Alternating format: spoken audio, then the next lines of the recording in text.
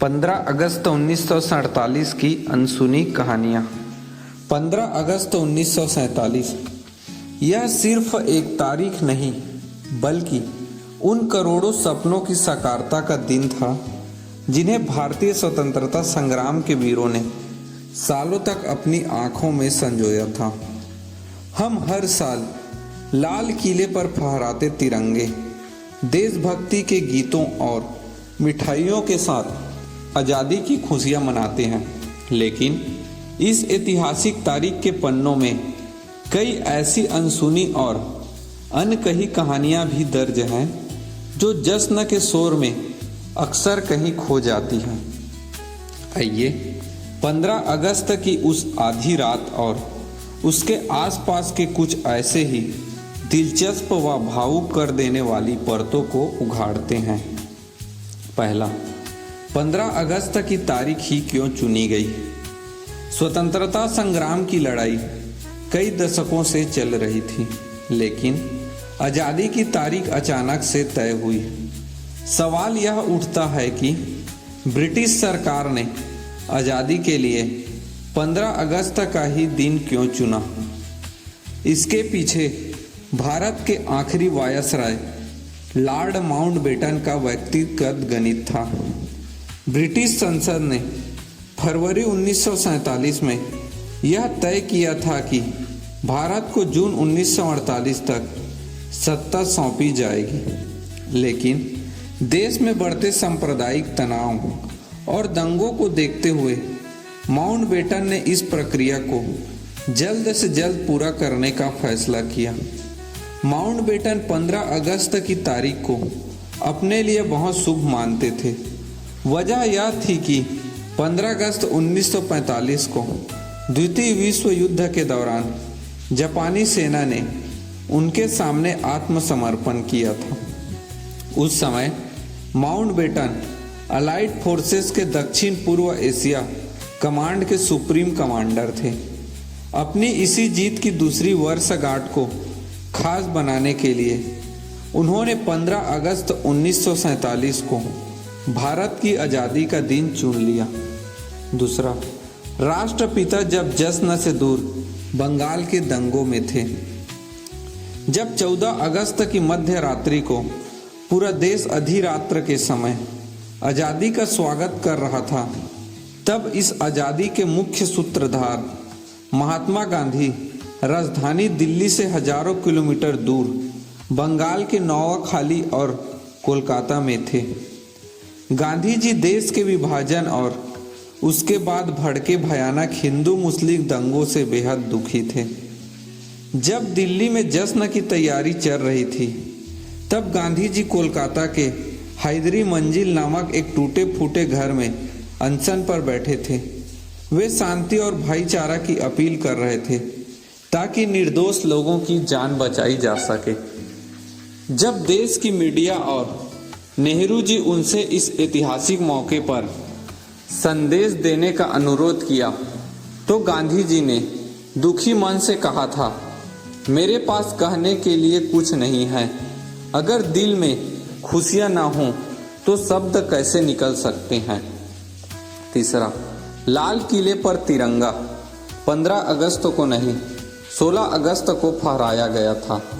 आमतौर पर यह माना जाता है कि 15 अगस्त 1947 को सुबह लाल किले की प्राचीर से पंडित जवाहरलाल नेहरू ने तिरंगा फहराया था, लेकिन इतिहास के दस्तावेज कुछ और ही कहते हैं। 14 अगस्त की आधी रात संविधान सभा में पंडित नेहरू ने अपना प्रसिद्ध भाषण ट्रस्ट विथ डेस्टिनी नीति से साक्षात्कार दिया। रात 12 बजे जैसे ही 15 अगस्त की शुरुआत हुई, देश आधिकारिक तौर पर आज़ाद घोषित हुआ। 15 अगस्त 1947 इस दिन पंडित नेहरू ने संसद भवन के मुख्य हॉल में प्रधानमंत्री पद की शपथ ली। इसके बाद दोपहर को इंडिया गेट के पास प्रिंसेस पार्क में एक विशाल जनसभा के सामने तिरंगा फहराया गया। 16 अगस्त 1947 लाल किले की प्राचीर से पहली बार राष्ट्रीय ध्वज तिरंगा 15 अगस्त को नहीं बल्कि उसके अगले दिन यानी 16 अगस्त 1947 को सुबह 8:30 बजे फहराया गया था। यहीं से पंडित नेहरू ने राष्ट्र को अपना पहला औपचारिक संबोधन दिया था। चौथा, सीमा रेखा की अनिश्चितता और सर रेडक्लिफ। 15 अगस्त 1947 को जब देश आज़ाद हुआ तब पंजाब और बंगाल के करोड़ों लोगों को यह पता ही नहीं था कि वे भारत में हैं या पाकिस्तान में। भारत और पाकिस्तान के बंटवारे के लिए सर सिरिल रेडक्लिफ को सीमा रेखा तय करने की जिम्मेदारी दी गई थी। रेडक्लिफ कभी भारत नहीं आए थे और उन्हें देश की सामाजिक व सांस्कृतिक विविधता का कोई ज्ञान नहीं था। उन्होंने नक्शे पर रेखाएं खींचकर सीमा बना दी, जिसे रेडक्लिफ लाइन कहा गया। यह रेखा 12 अगस्त 1947 तक तैयार हो चुकी थी, लेकिन लॉर्ड माउंटबेटन ने इसके आधिकारिक ऐलान को 17 अगस्त 1947 तक रोक रखा। माउंटबेटन का मानना था कि अगर आज़ादी से पहले सीमा विवाद पर ऐलान कर दिया गया तो 15 अगस्त तक जश्न हिंसा और दंगों की भेंट चढ़ जाएगा। इस देरी के कारण लाखों परिवारों को कई दिनों तक अनिश्चितता के खौफ दौर से गुजरना पड़ा। पांचवा, राष्ट्रगान के बिना हुआ था पहला स्वतंत्रता दिवस। 15 अगस्त 1947 को भारत आजाद तो हो गया, लेकिन उस समय तक देश का कोई आधिकारिक राष्ट्रगान नेशनल एंथम नहीं था। रविंद्रनाथ टैगोर द्वारा लिखा गया जन गण मन 1911 में ही बन चुका था और स्वतंत्रता संग्राम के दौरान कई मौक़ों पर गाया भी जाता था, लेकिन इसे आधिकारिक तौर पर भारत के राष्ट्रगान के रूप में मान्यता 24 जनवरी 1950 को मिला। 15 अगस्त 1947 के दिन संविधान सभा में सभा की शुरुआत वंदे मातरम से हुई थी और समापन के समय आज़ादी के महान गीतों को गाया गया था, लेकिन तकनीकी रूप से उस दिन देश के पास अपना स्वीकृत राष्ट्रगान नहीं था। छठवां, एक और अनसुना सच। 15 अगस्त को सिर्फ भारत ही आज़ाद नहीं हुआ। बहुत ही कम लोग जानते हैं कि 15 अगस्त की तारीख सिर्फ भारत के लिए ही खास नहीं है।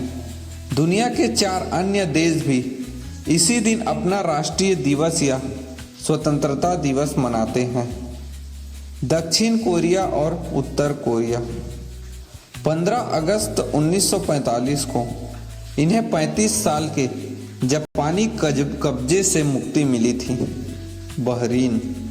15 अगस्त 1971 को बहरीन ने ब्रिटेन से अपनी आज़ादी की घोषणा की थी। कांगो गणराज्य। 15 अगस्त 1960 को यह देश फ्रांस के औपनिवेशिक शासन से पूरी तरह आज़ाद हुआ था। लिंकटेस्टीन। यह छोटा यूरोपीय देश 15 अगस्त को अपना राष्ट्रीय दिवस मनाता है। उपसंहार। 15 अगस्त की यह अनसुनी कहानियाँ हमें याद दिलाती है कि हमारी आज़ादी सिर्फ एक राजनीतिक घटना नहीं थी। इसके पीछे कूटनीति, व्यक्तिगत निर्णय, असीम त्याग और विभाजन का गहरा दर्द भी छिपा हुआ था। आज जब हम लाल किले की प्राचीर से तिरंगे को लहराते हुए देखते हैं तो हमें न केवल उन नायकों को नमन करना चाहिए जिन्होंने अपनी जान दी, बल्कि उन अनगिनत बेनाम लोगों और उन ऐतिहासिक मोड़ों को भी याद रखना चाहिए जिन्होंने आज के स्वतंत्र और सशक्त भारत की नींव रखी। भारत माता की जय।